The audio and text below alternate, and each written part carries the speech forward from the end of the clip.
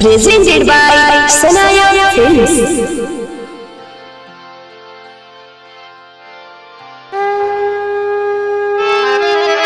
हंस के कमर उठाना मन करना उदास हो।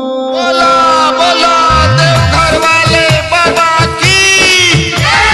हंस के कमर उठाना मन करना उदास हो। हंस के कमर उठाना मन करना उदास हो। सावन में देव घर जाके करी हो बाबा से बात हो, अंगिया से बात हो। सावन में देव घर जाके करी हो बाबा से बात हो, अंगिया से बात हो। सावन में देव घर जाके करी हो बाबा से बात हो, अंगिया से बात हो।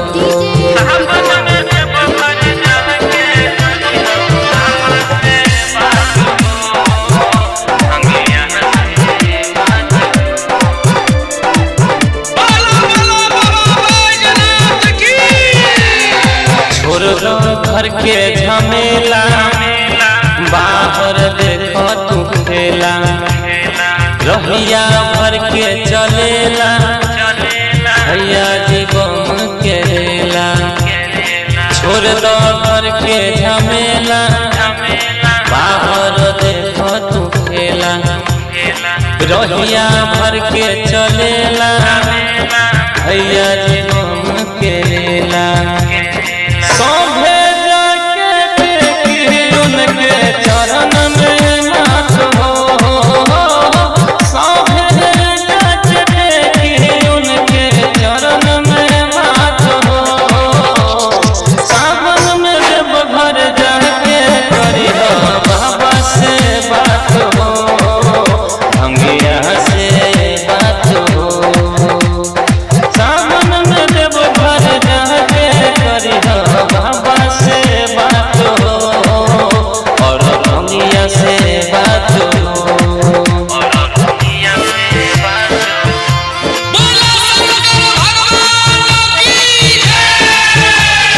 सावन में देव घर जाके करी हो बाबा से बात हो, और अंगिया से बात हो। अपने के समझो न अकेला, ई सब है कुदरत के खेला। जितना दिन खाए के पीरा, खाला कलंक के ठेला। अपने के न समझो अकेला, ई सब है कुदरत के खेला। जितना दिन खाए के पीरा, खाला कलंक के ठेला।